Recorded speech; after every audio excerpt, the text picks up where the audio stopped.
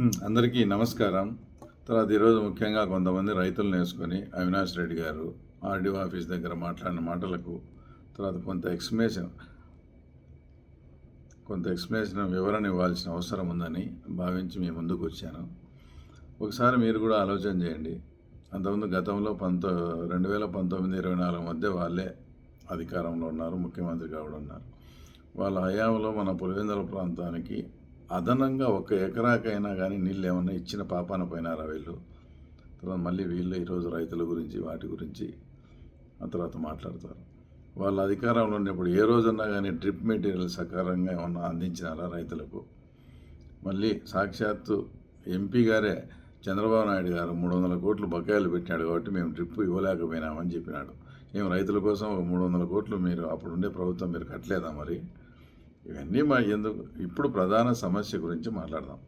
ఇప్పుడు మీ దగ్గరికి ఆ ప్రాంత రైతులు అంతా వచ్చినారు. సరే, ఎవరే కానీ నల్లపురెడ్డిపల్లె, నల్గొండపల్లె, ఎర్రపల్లి, కొత్తపల్లి ఈ ప్రాంత రైతులంతా ఎవరు రాలేదు. ఏమి అక్కడ ఉన్న సమస్యను గుర్తించి మేము కొంత సమయాన్ని కొంత డబ్బును ఖర్చు పెట్టి ఆ ప్రాంత రైతులకు ఎన్నో ఏళ్ళ నుంచి వాళ్ళు కోరుకుంటున్న ఆ వాటర్ వచ్చేట్టుగా చేసి ఈరోజు ఆ ప్రాంత రైతులంతా సుభిక్షంగా ఉన్నారు. దానికి కారణం ఎవరు? తెలుగుదేశం పార్టీ మేము కాదా? అంటే రైతులకు మాకు చిత్తశుద్ధి ఉంది, రైతులకు ఏ రకంగా ఎప్పుడు ఏం చేయాలనేది మాకు తెలుసు కాబట్టి మేము ఆ పని విజయవంతంగా చేసినాం. ఇప్పుడు ఈ విషయానికి వస్తే పులివెందుల ప్రాంతంలో ఉండే మొత్తం మోటార్లు అన్నిటినీ ఏకకాలంలో రన్ చేయగలిగితే మీరు అడిగినట్టు అన్ని ప్రాంతాలకు ఏకకాలంలో నీళ్ళు ఇవ్వచ్చు. కానీ ఇప్పుడు పరిస్థితి ఏంటంటే అక్కడ అధికారులు ప్రియారిటీ బేసిస్ మీద ఏ ప్రాంతానికి ఎక్కువ ఇప్పుడు వాటర్ అవసరం ఉంది వాటికి రిపేర్ అయిన మోటార్ల స్థానంలో ఇంకో ప్రాంతం నుంచి మోటార్లు పెట్టి చేసి వాళ్ళ సార్లు వాళ్ళు పడతా ఎవరికి అత్యంత అవసరమో వాళ్ళకి ఇచ్చుకుంటా ప్రియారిటీ బేసిస్ మీద ఇస్తారు.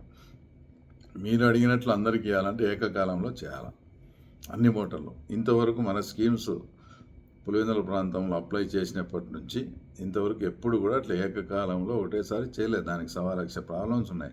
పవర్ కన్జంప్షన్ కావచ్చు, మోటార్లు కాలిపోయినా మొత్తం వీటికి అంతటికీ మెకానిక్ ఒక్కడే అక్కడ ఉన్నాడు. వాడు ఎన్ని మోటార్లని ఎన్ని సకాలంలో అందేయగలడు? ఈ ప్రాబ్లమ్స్ అన్నీ ఉన్నాయి కాబట్టి ఒక్కో ప్రాంతానికి ఒక్కరికి ఇచ్చుకుంటూ వస్తున్నారు. కాబట్టి ఆ క్రమంలో ఇప్పుడు ఈ సమస్యను అయితే గుర్తించినారు. లింగాల మండలంలో ఉండే కొమర్నూతల, తాతిరెడ్డిపల్లి, మురార్జింతల ఆ ఏరియాకంతా నీళ్లు మీరు వాళ్ళైతే ఏదైతే అడిగారో ఆ వారం రోజుల లోపల మీకు సమస్య సార్ట్అవుట్ చేసి నీళ్ళు అందించే కార్యక్రమం మేము తప్పకుండా చేపడుతూ ఉన్నాం. తర్వాత ఇంకోటి ఏంటంటే అసలు దీనిలకు ప్రధాన కారణం వచ్చేసి మీ నిర్వాహకం వల్లే ఈ రకంగా జరిగింది. ఎందుకంటే మీరు ఎంపీగా ఉన్నారు కాబట్టి ఈ ప్రాంతానికి మన ఇప్పట్లకు కానీ మబ్బుచింతలపల్లెకి కానీ శాంక్షన్ అయిన ఇప్పట్లలో 2 మోటార్లు, మబ్బుచింతలపల్లెలో 3 మోటార్లు శాంక్షన్ అయిన మోటార్లను కలసపాడుకు, ఉప్పలూరుకు తరలించారు మీ హయాంలోనే. ఎందుకు? మీరు అన్నిటికీ ఎంపీగా ఉన్నారు కాబట్టి అక్కడ ప్రజలు అడిగితే వాళ్ళ కోసం ఈ పులివెందుల ప్రాంతానికి నువ్వు అన్యాయం చేసినావు. ఎందుకంటే నువ్వు ఎంపీవి, నీకు అన్ని కాన్స్టిట్యున్సీలు కాబట్టి మళ్ళీ నువ్వు ఈరోజు పులివెందుల రైతుల గురించి మాట్లాడతావు. నువ్వు ఎందుకు 2022లో ఎందుకు ఆ మోటార్లను మనకు శాంక్షన్ అయిన పులివెందుల ప్రాంతానికి శాంక్షన్ అయిన మోటార్లను నువ్వు ఎందుకు నీ అనుమతితో అధికారులు తరలించాల్సిన ఆ పరిస్థితి ఎందుకు వచ్చిందో కూడా మీరు చెప్పాలా. 2 ఈ మెయింటెనెన్స్కు దీనికంతా మీరు 22లో జీవో పాస్ చేసి 1,70,00,000 అంచనా వేసి చేశారు. అది కూడా మీ నిర్వాహకమే. మీకు కొంత ముందు చూపు ఉండాలా. ఎందుకంటే ఇప్పుడు అరటి వైపు అందరూ వెళ్తున్నారు కాబట్టి లేని సాగు కూడా కొత్తగా సాగు ఇదంతా వస్తుంది. ఇదంతా మీకు ముందు చూపు లేక 1,70,00,000 ఎస్టిమేట్ చేసి అది ఈరోజు 4 కోట్లకు చేరింది. మీరు అడిగినట్టు అన్ని మోటార్లు ఏకకాలంలో చేయాలంటే దానికి రిపేరు 4 కోట్లు అవుతోంది. ఆ సమస్యకు కారణం ఎవరు? అది కూడా మీరే. కానీ ఇవన్నీ కూడా గుర్తించి మేము చేస్తూ ఉన్నాం. కానీ మీరు మాట్లాడితే మా సొంత డబ్బులతో ఖర్చు పెడతా అంటే తెలుగుదేశం నాయకుల అనుమతి కావాలని అన్నారు. ఎవరో చెప్పు, ఏ అధికారి నీతో మాట్లాడినాడో డాక్యుమెంటల్ ఎవిడెన్స్ కన్నా చూపి ఆ అధికారి మీద తక్షణం మేము చర్యలు తీసుకుంటాం. ఏదైనా మంచి పని ఎవరైనా చేస్తా అంటే వాళ్ళని అప్రిషియేట్ చేస్తాం తప్ప దానిలో మా అనుమతులు కానీ అవసరం లే. ఇదే అంకాలమ్మ గూడూరులో 15 లక్షల రూపాయలు రైతులు ఇబ్బంది పడితే నా సొంత డబ్బు ఇచ్చిన నేను కూడా ఆ 15 లక్షలు కట్టేదానికే నాకు తలప్రాణం తోపుకొచ్చింది.